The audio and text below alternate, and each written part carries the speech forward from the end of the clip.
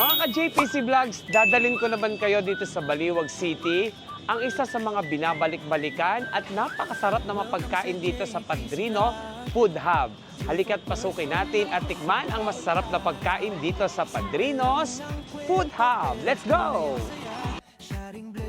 Makakasama natin ngayon si Sir Mike. Sir Mike, Hi. Hello po. Sir, kailan po nagbukas ang Padrino's Food Hub?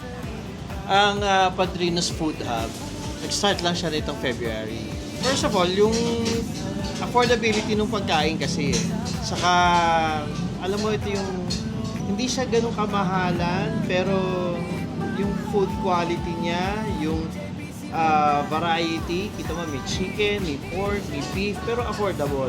Sir, pangalanan muna natin yung mga food na Sige. nasa harapan po natin. Siyempre, Ang all-time favorite, may sisig 100 pesos. 100 pesos? Yan. Pag may rice, Pag may rice, 120. oh, 120. Ito naman alaking, chicken alaking. Chicken.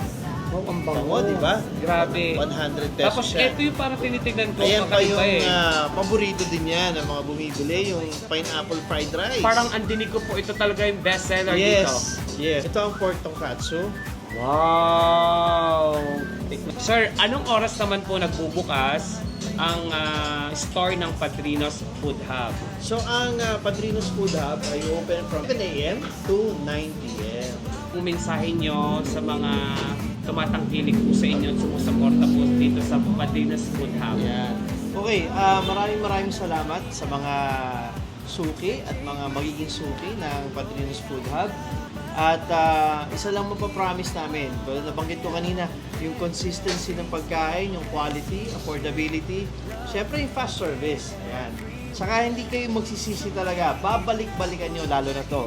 Yung all-time favorite na may sisig at saka yung ating pineapple. Yun ang word for today. Babalik-balikan niyo to. Correct.